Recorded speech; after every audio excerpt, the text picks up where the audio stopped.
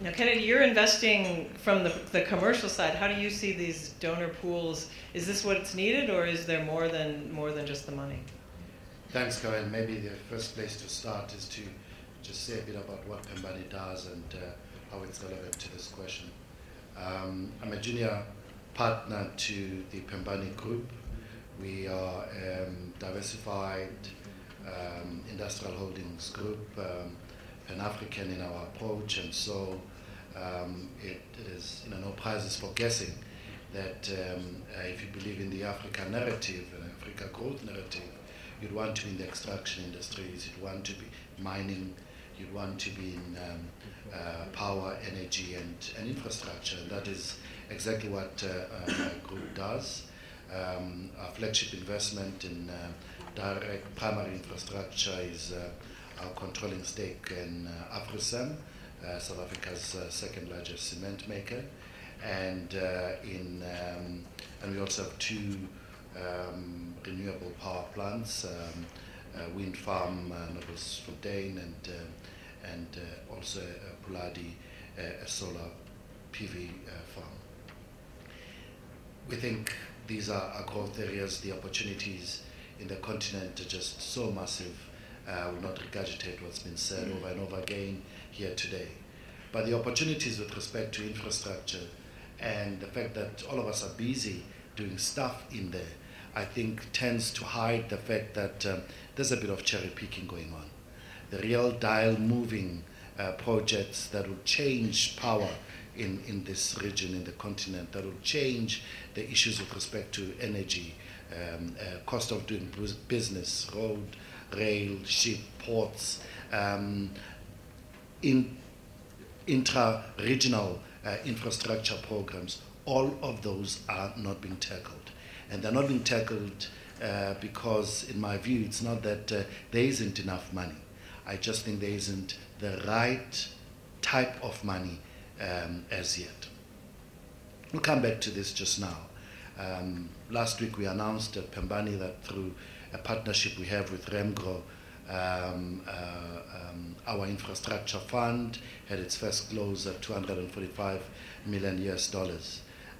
We've had to leave what we do as an industrial holding company to actually go and form partnerships to raise an infrastructure fund to assist in trying to generate the right type of equity risk capital for projects that eventually would go into our balance sheet. And that, I think, speaks to the broad challenge here. There's enough money to fund infrastructure in Africa and throughout the world, but the right tranche of equity risk capital that is in the first step that allows for greenfields to be supported right onto Bruno's much more insightful definition of bankability stage is what is missing here. And the fact that DFIs are being regulated increasingly to be sustainable, are being regulated very much like commercial banks with Basel standards, even much more capital punitive for higher risk is actually the problem.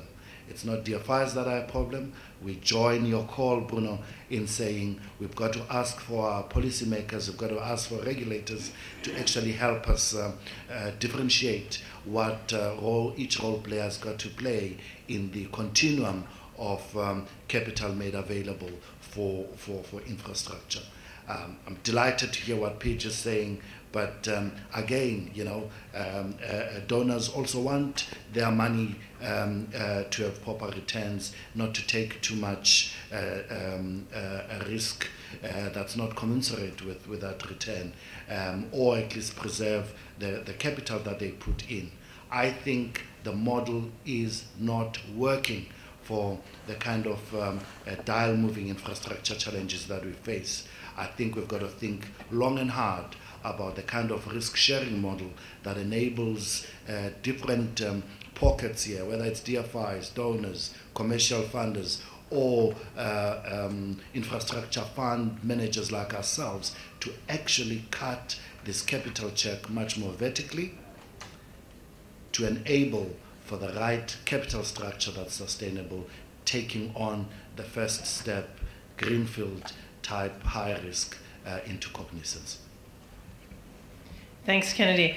So clearly seeing that it's, again, not the money that is the issue, but both on the greenfield side, but even on the long end, at the back end financing side, we're facing challenges, and which results in cherry picking. So the easier deals, or quote unquote easier deals, are getting done, and the tougher ones that could have more game-changing effect for people in Africa are not happening. Doing business in Africa, you can't afford to be without Africa Investor.